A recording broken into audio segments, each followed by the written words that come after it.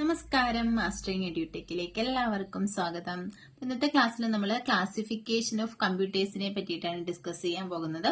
ക്ലാസ്സിലേക്ക് കടക്കുന്നതിന് മുന്നേ ഒരു കാര്യം പറയട്ടെ. നമ്മൾ കഴിഞ്ഞ ദിവസം ചോദിച്ചിരുന്നു നമുക്ക് എന്നും ക്ലാസ് വേണോ അതോ ഒന്നിടവിട്ട ദിവസങ്ങളിലൊക്കെ മതിയോ എന്ന് ചോദിച്ചപ്പോൾ 1-2 പേര് കമന്റ് ചെയ്തു ഒന്നിടവിട്ട ദിവസങ്ങളിൽ മതി, എന്നും ക്ലാസ് വരുമ്പോ അതെന്താ മനസ്സിലാക്കാൻ പാടാണ് എന്നൊക്കെ പറഞ്ഞു മറന്നു പോകുന്നുണ്ടെന്ന് പറഞ്ഞപ്പോ നിങ്ങളിപ്പോ എന്നും ക്ലാസ് വരുവാണെങ്കിൽ ഇപ്പൊ ഒന്നിടവിട്ട ദിവസമാണെന്നുണ്ടെങ്കിൽ നമുക്ക് 15 മിനിറ്റ് മാക്സിമം 15 മിനിറ്റ് ഒക്കെ നമ്മുടെ ക്ലാസ് വരുന്നുള്ളൂ. അപ്പം അതിലിപ്പോ ആദ്യമായിട്ട് കേൾക്കുന്നവർക്ക് കുറച്ച് ടഫ് ആയിരിക്കും. ആ പുതിയ വാക്കുകളൊക്കെ പഠിച്ചു വരാൻ വേണ്ടിയിട്ട് കുറച്ച് സമയം എടുക്കുക. നിങ്ങൾ റിപ്പീറ്റ് ആയിട്ട് കേട്ട് നോക്കുക, കേട്ട് പഠിക്കുക. അതുപോലെ തന്നെ പോയിന്റ്സ് എഴുതി വെച്ച് വീണ്ടും വായിച്ച് പഠിക്കുക. അപ്പോഴത്തേക്ക് മനസ്സിലത് പതിയും. അപ്പൊ നമ്മൾ വീണ്ടും കേട്ട് പഠിക്കുക. ഇപ്പം ഫ്രീ ആയിട്ട് 15 മിനിറ്റ് അല്ലേ ഉള്ളൂ, അല്ലാതെ ഫ്രീ ആയിട്ട് സമയം കിട്ടുമ്പോഴൊക്കെ റിപ്പീറ്റ് ആയിട്ട് കേട്ട് പഠിക്കുക. അപ്പൊ ക്ലാസ് 3 ദിവസം മതിയെന്നുണ്ടെങ്കിൽ നമുക്ക് തിങ്കൾ, ബുധൻ, വെള്ളി ആ ഒരു 3 ദിവസം 3 മണിക്ക് ക്ലാസ് വരത്തക്ക രീതിയിൽ അപ്ലോഡ് ചെയ്യാം. അപ്പൊ അതല്ല നിങ്ങൾക്ക് എന്നും വേണം എന്നുണ്ടെന്നുണ്ടെങ്കിൽ ഇപ്പൊ ഫോളോ ചെയ്യാൻ പറ്റുന്നുണ്ടെങ്കിൽ എന്നും വേണമെന്നുണ്ടെങ്കിൽ അങ്ങനെ പറഞ്ഞാൽ മതി.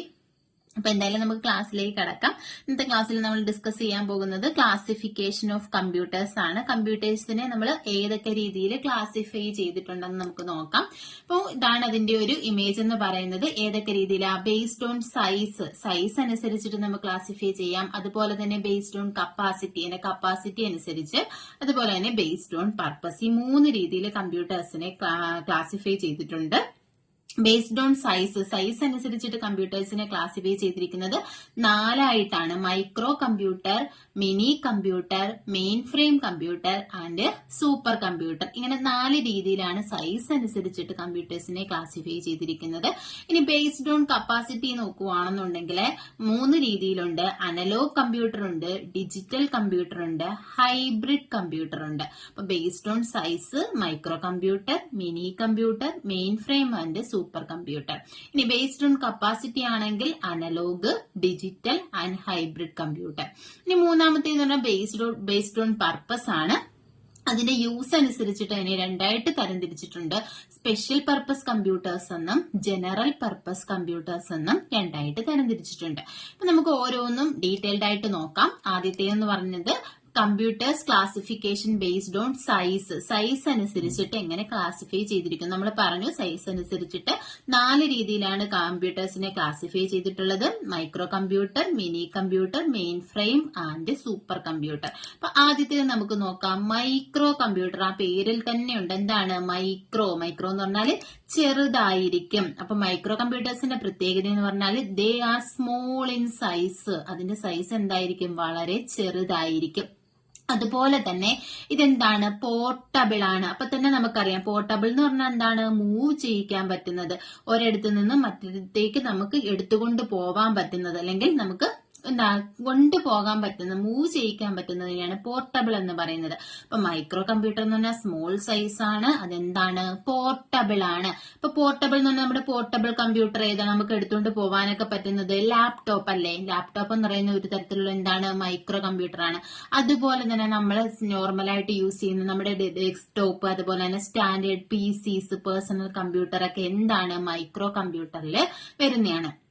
അപ്പോൾ മൈക്രോ കമ്പ്യൂട്ടർ എന്ന് പറഞ്ഞാൽ സ്മോൾ ഇൻ സൈസ്, ചെറിയ സൈസ് ആയിരിക്കും, പോർട്ടബിൾ ആയിരിക്കും. ഇൻ എക്സാമ്പിൾ എന്ന് പറയുന്നത് ഏതൊക്കെ വരാം? നമ്മുടെ ലാപ്ടോപ്പ് വരാം, ഡെസ്ക്ടോപ്പ്, നമ്മൾ സിസ്റ്റം നമ്മൾ യൂസ് ചെയ്യത്തില്ലേ, ഡെസ്കിന്റെ മുകളിൽ വെച്ച് യൂസ് ചെയ്യുന്ന കമ്പ്യൂട്ടേഴ്സ് ഇല്ലേ, നോർമലായിട്ട് നമ്മൾ കാണുന്ന കമ്പ്യൂട്ടേഴ്സ്, അതാണ് ഡെസ്ക്ടോപ്പ്. അപ്പൊ ഡെസ്ക്ടോപ്പും PCയും ലാപ്ടോപ്പും ഒക്കെ മൈക്രോ കമ്പ്യൂട്ടേഴ്സിന് എക്സാമ്പിൾ ആണ്. എന്തിനു വേണ്ടിയിട്ടാണ് മൈക്രോ കമ്പ്യൂട്ടേഴ്സ് മോസ്റ്റ്ലി യൂസ് ചെയ്യുന്നത്? മൈക്രോ കമ്പ്യൂട്ടേഴ്സ് നമ്മൾ എഡ്യൂക്കേഷൻ വേണ്ടി, നമുക്ക് പഠിക്കാൻ വേണ്ടിയിട്ട് നമുക്ക് യൂസ് ചെയ്യാം. അതുപോലെ തന്നെ എന്റർടൈൻമെന്റിന് വേണ്ടി യൂസ് ചെയ്യാം. പിന്നെ ഹെൽത്ത് ആൻഡ് മെഡിസിൻ ഹോസ്പിറ്റലുകളിലെ റിസർച്ച്, അവരൊക്കെ എന്ത് യൂസ് ചെയ്യുന്നുണ്ട്? മൈക്രോ കമ്പ്യൂട്ടേഴ്സ് യൂസ് ചെയ്യുന്നുണ്ട്. Okay, micro computers are most widely used in education, learning, entertainment, media, research, science, health care, medicine, ഇവിടെ എല്ലാം യൂസ് ചെയ്യുന്നത് എന്താണ്? മൈക്രോ കമ്പ്യൂട്ടേഴ്സ് ആണ്. അപ്പൊ മൈക്രോ എന്ന് പറയുമ്പോൾ തന്നെ പേര് ഓർത്തിരിക്കണം. എന്താണ്? ചെറുതാണ്, ചെറിയ കമ്പ്യൂട്ടർ ആണ്, പോർട്ടബിൾ ആണ്. എക്സാമ്പിൾ നമ്മുടെ ലാപ്ടോപ്പും പേഴ്സണൽ കമ്പ്യൂട്ടറൊക്കെ പറയാം. നമ്മുടെ നോർമൽ യൂസ്, അതായത് എഡ്യൂക്കേഷന്, ലേണിങ്ങിന് വേണ്ടിയിട്ട്, എന്റർടൈൻമെന്റിന് വേണ്ടിയിട്ട്, റിസർച്ചിന് വേണ്ടിയിട്ട്, ഹെൽത്ത് കെയറിലൊക്കെ യൂസ് ചെയ്യുന്നത് എന്താണ്? മൈക്രോ കമ്പ്യൂട്ടേഴ്സ് ആണ്. ഇനി രണ്ടാമത്തെ ഏതാണെന്ന് നമുക്ക് നോക്കാം. അടുത്ത എന്താണ്? മിനി കമ്പ്യൂട്ടർ ആണ്. മിനി കമ്പ്യൂട്ടർ എന്ന് പറഞ്ഞാൽ എന്താണ്? നമ്മുടെ ഈ മൈക്രോ കമ്പ്യൂട്ടറിനെക്കാട്ടിലും കുറച്ചുകൂടി വലുതായിരിക്കും മിനി കമ്പ്യൂട്ടർ. അല്ലെ നമ്മുടെ മെയിൻ ഫ്രെയിം. നമുക്ക് മൂന്നാമത്തെ ടൈപ്പ് എന്ന് പറയുന്നത് മെയിൻ ഫ്രെയിം കമ്പ്യൂട്ടർ ആണ്. അപ്പൊ ഈ മെയിൻ ഫ്രെയിമിനെക്കാട്ടിലും ചെറുതും മൈക്രോ കമ്പ്യൂട്ടറിനെക്കാട്ടിലും വലുതുമായിട്ടുള്ള കമ്പ്യൂട്ടേഴ്സ് ആണ് ഇത് മിനി കമ്പ്യൂട്ടർ എന്ന് പറയുന്നത്. ഇത് എവിടെയാണ് യൂസ് ചെയ്യുന്നത്? നമ്മുടെ എഞ്ചിനീയറിംഗ് പർപ്പസിന് അല്ലെങ്കിൽ സയന്റിഫിക് കാൽക്കുലേഷൻസിന് വേണ്ടിയിട്ട്, ബിസിനസ് ട്രാൻസാക്ഷൻസിൽ, അതുപോലെ തന്നെ ഡേറ്റാബേസ് മാനേജ്മെന്റില്, ഫയൽ ഹാൻഡ്ലിങ്ങിനൊക്കെ വേണ്ടി യൂസ് ചെയ്യുന്ന കമ്പ്യൂട്ടേഴ്സ് ആണ് മിനി കമ്പ്യൂട്ടേഴ്സ് എന്ന് പറയുന്നത്. അപ്പൊ മിനി കമ്പ്യൂട്ടർ എന്ന് പറഞ്ഞാൽ മൈക്രോ കമ്പ്യൂട്ടറിനെക്കാട്ടിലും വലുതുമായിരിക്കും, മെയിൻ ഫ്രെയിം കമ്പ്യൂട്ടറിനെക്കാട്ടിലും ചെറുതുമായിരിക്കും. സയന്റിഫിക് കമ്പ്യൂട്ടേഷന്, എഞ്ചിനീയറിംഗ് പർപ്പസിന്, അതുപോലെ തന്നെ ബിസിനസ് ട്രാൻസാക്ഷൻസിന്, ഡേറ്റാബേസ് മാനേജ്മെന്റിലൊക്കെ ഏതാണ് യൂസ് ചെയ്യുന്നത്? നമ്മുടെ മിനി കമ്പ്യൂട്ടേഴ്സ് ആണ് യൂസ് ചെയ്യുന്നത്. ഇനി അടുത്ത് നോക്കി, main frame computer. Mainframe computer എന്ന് പറഞ്ഞാൽ എന്തായിരിക്കും? ലാർജ് സൈസ് ആയിരിക്കും. ഏതെന്ന് പറയുന്നത്? മെയിൻ ഫ്രെയിം കമ്പ്യൂട്ടർ എന്ന് പറയുന്നത്. അതുപോലെ തന്നെ ഇത് എക്സ്പെൻസീവുമായിരിക്കും. ഒരുപാട് ഡേറ്റാസിനെ ഹാൻഡിൽ ചെയ്യാനുള്ള, അല്ലെങ്കിൽ ഒരേ സമയം തന്നെ ഒരുപാട് യൂസേഴ്സിനെ ഹാൻഡിൽ ചെയ്യാനുള്ള കഴിവാർക്കുണ്ട്? Main frame കമ്പ്യൂട്ടറിനുണ്ട്. ആദ്യം നമ്മൾ പറഞ്ഞത് മൈക്രോ കമ്പ്യൂട്ടർ ആണ്. മൈക്രോ എന്ന് പറഞ്ഞാൽ തീരെ സ്മോൾ ആണ്, പോർട്ടബിൾ ആണ്. ഇനി രണ്ടാമത് പറഞ്ഞത് മിനി കമ്പ്യൂട്ടർ ആണ്. മിനി കമ്പ്യൂട്ടർ എന്ന് പറഞ്ഞാല് മൈക്രോയെക്കാട്ടിലും വലുതായിരിക്കും. ഇപ്പൊ നമ്മൾ പറഞ്ഞു മെയിൻ ഫ്രെയിം എന്ന് പറയുന്നത് വലിയ ലാർജ് സൈസിലുള്ളതായിരിക്കും. അപ്പൊ ഈ മെയിൻ ഫ്രെയിമിനെക്കാട്ടിലും ചെറുതും മൈക്രോയെക്കാട്ടിലും വലുതുമായിട്ടുള്ളതാണ് മിനി കമ്പ്യൂട്ടർ. മൂന്നാമത്തെ എന്ന് പറഞ്ഞാൽ മെയിൻ ഫ്രെയിം ആണ്. മെയിൻ ഫ്രെയിം കമ്പ്യൂട്ടർ എന്ന് പറഞ്ഞാല് ലാർജ് സൈസ് ആയിരിക്കും, അതുപോലെ തന്നെ എക്സ്പെൻസീവ് ആയിരിക്കും. Main frame is very large and is an expensive computer capable of supporting hundreds or even thousands of users simultaneously. ഒരേ സമയം തന്നെ സൈമൾട്ടേനിയസ് ആയിട്ട് തൗസൻഡ്സ് ഓഫ് യൂസേഴ്സിനെ വരെ ഹാൻഡിൽ ചെയ്യാൻ കഴിവുള്ള ഒരു കമ്പ്യൂട്ടേഴ്സ് ആണ് ഇത് മെയിൻ ഫ്രെയിം കമ്പ്യൂട്ടർ എന്ന് പറയുന്നത്. ഇപ്പൊ ഇത് എവിടെയാണ് യൂസ് ചെയ്യുന്നത്? ഫിനാൻസില്, ഗവൺമെന്റ് സെക്ടേഴ്സില്, ഹെൽത്ത് കെയറിലൊക്കെയാണ് ഏത് യൂസ് ചെയ്യുന്നത്? ഈ മെയിൻ ഫ്രെയിം കമ്പ്യൂട്ടേഴ്സ് യൂസ് ചെയ്യുന്നത്. ഇനി അടുത്ത നോക്കിയേ, സൂപ്പർ കമ്പ്യൂട്ടർ. സൂപ്പർ കമ്പ്യൂട്ടർ നമ്മൾ എല്ലാവരും കേട്ടിട്ടുള്ളതാണ്. എന്താണ്? വളരെ പ്രോസസിംഗ് സ്പീഡ് കൂടിയ, ഒന്നിൽ ഒരുപാട് കാൽക്കുലേഷൻസ് ചെയ്യാൻ പറ്റുന്ന തരത്തിലുള്ള കമ്പ്യൂട്ടേഴ്സ് ആണ് ഏതെന്ന് പറയുന്നത്? Super computer. ആ പേരിൽ തന്നെ ഉണ്ടല്ലോ സൂപ്പർ. സൂപ്പർ എന്ന് പറഞ്ഞാൽ എന്താണ്? സൂപ്പർ ആണ്. ഏറ്റവും കൂടുതൽ പവർഫുൾ ആയിട്ടുള്ള, പ്രോസസിംഗ് സ്പീഡ് കൂടുതലായിട്ടുള്ള ഒരു കമ്പ്യൂട്ടറാണ് ഏതെന്ന് പറയുന്നത്? സൂപ്പർ കമ്പ്യൂട്ടർ എന്ന് പറയുന്നത്. അപ്പൊ ആദ്യം നമ്മള് മൈക്രോ പറഞ്ഞു, സ്മാൾ ആണ്, പോർട്ടബിൾ ആണ്. മിനി കമ്പ്യൂട്ടർ പറഞ്ഞു, മൈക്രോയെക്കാട്ടിലും വലുതാണ്. അടുത്ത മെയിൻ ഫ്രെയിം പറഞ്ഞു, ലാർജ് സൈസ് ആണ്. അടുത്തത് എന്താണ്? സൂപ്പർ കമ്പ്യൂട്ടർ ആണ്. ഏറ്റവും അധികം പ്രോസസിംഗ് സ്പീഡൊക്കെ കൂടുതലുള്ള കമ്പ്യൂട്ടർ ആണ് ഇത് സൂപ്പർ കമ്പ്യൂട്ടർ എന്ന് പറയുന്നത്. കണ്ടോ? Perform billions of calculations per second. ഒരു സെക്കൻഡില് ബില്യൺസ് ഓഫ് കാൽക്കുലേഷൻസ് ചെയ്യാനുള്ള കപ്പാസിറ്റി ആർക്കുണ്ട്? നമ്മുടെ സൂപ്പർ കമ്പ്യൂട്ടർ ഉണ്ട്. എവിടെയാണ് യൂസ് ചെയ്യുന്നത്? സയന്റിഫിക് റിസർച്ചില്, ഡേറ്റ അനാലിസിസിന്, വെതർ ഫോർകാസ്റ്റിങ്ങിനൊക്കെ യൂസ് ചെയ്യുന്നതാണ് ഏതെന്ന് പറയുന്നത്? സൂപ്പർ കമ്പ്യൂട്ടർ എന്ന് പറയുന്നത്. ഇത് ഇമ്പോർട്ടന്റ് ആണ്. വെതർ ഫോർകാസ്റ്റിങ്ങിനൊക്കെ യൂസ് ചെയ്യുന്ന കമ്പ്യൂട്ടേഴ്സ് ഏതാണെന്ന് ചോദിച്ചാൽ ഏതാണത്? സൂപ്പർ കമ്പ്യൂട്ടേഴ്സ് ആണ്. അടുത്തെന്ന് പറയുന്നത് നമ്മുടെ ക്ലാസിഫിക്കേഷൻ ബേസ്ഡ് ഓൺ കപ്പാസിറ്റി. നമ്മൾ നേരത്തെ പറഞ്ഞത് എന്തായിരുന്നു? സൈസ് അനുസരിച്ചിട്ടുള്ള ക്ലാസിഫിക്കേഷൻ ആണ് 4 micro, mini, main frame and super computer. Super computer നമ്മൾ പറഞ്ഞിട്ടുണ്ട്. സൂപ്പർ കമ്പ്യൂട്ടർ പിതാവ് ആരാണ്? ഫാദർ ഓഫ് സൂപ്പർ കമ്പ്യൂട്ടർ സൈമർ ക്രേ ആണ്. Father of Indian super computer ആരാണ്? വിജയ് പി ഫഡ്കർ ആണ്. ഇതൊക്കെ നമ്മൾ നേരത്തെ പറഞ്ഞിട്ടുണ്ട്.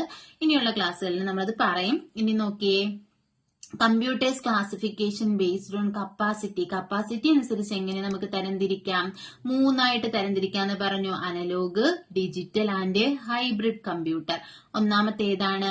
Analogue computer. അനലോഗ് കമ്പ്യൂട്ടർ എന്ന് പറഞ്ഞാല് എന്താണ്? ഇതിന്റെ വാല്യൂസ് എന്ന് പറയുന്നത് വേരിയിങ് വാല്യൂസ് ആണ്. ഇതിന്റെ വാല്യൂസ് വേരിയിങ് ആയിരിക്കും, ഇങ്ങനെ മാറിക്കൊണ്ടിരിക്കും. അനലോഗ് നമ്മൾ കണ്ടിട്ടുണ്ടല്ലോ. അനലോഗ് സിഗ്നൽസ് എന്ന് പറഞ്ഞാൽ എന്താ? ഇങ്ങനെ കൂടിയും കുറഞ്ഞും ഒക്കെ പോകുന്ന സിഗ്നൽസ് ആണ് ഇത് അനലോഗ് സിഗ്നൽസ് അല്ലെ. അപ്പൊ analog computer deals with continuously varying amounts. The result they provide are only approximate. ഇതിനകത്ത് ഇങ്ങനെ ഇങ്ങനെ കൂടിയും കുറഞ്ഞും വരുമ്പോൾ ഇതൊരു കറക്റ്റ് വാല്യൂ ഉണ്ടായിരിക്കുവോ? ഇല്ല. ഇതിന്റെ റിസൾട്ട് എന്ന് പറയുന്നത് എന്തായിരിക്കും? അപ്രോക്സിമേറ്റ് ആയിരിക്കും. ഏകദേശ ഒരു വാല്യൂ മാത്രമേ നമുക്ക് ഇതിൽ കിട്ടത്തുള്ളൂ. ഇതിന്റെ എമൗണ്ട്സ് എന്ന് പറഞ്ഞാൽ എന്താ, ഇതിന്റെ വാല്യൂസ് എന്ന് പറഞ്ഞാൽ കണ്ടിന്യൂസ്ലി വേരിയിങ് ആയിരിക്കും. ഒരു അപ്രോക്സിമേറ്റ് റിസൾട്ട് മാത്രമേ നമുക്ക് ഇതിൽ നിന്നും ജനറേറ്റ് ചെയ്യത്തുള്ളൂ.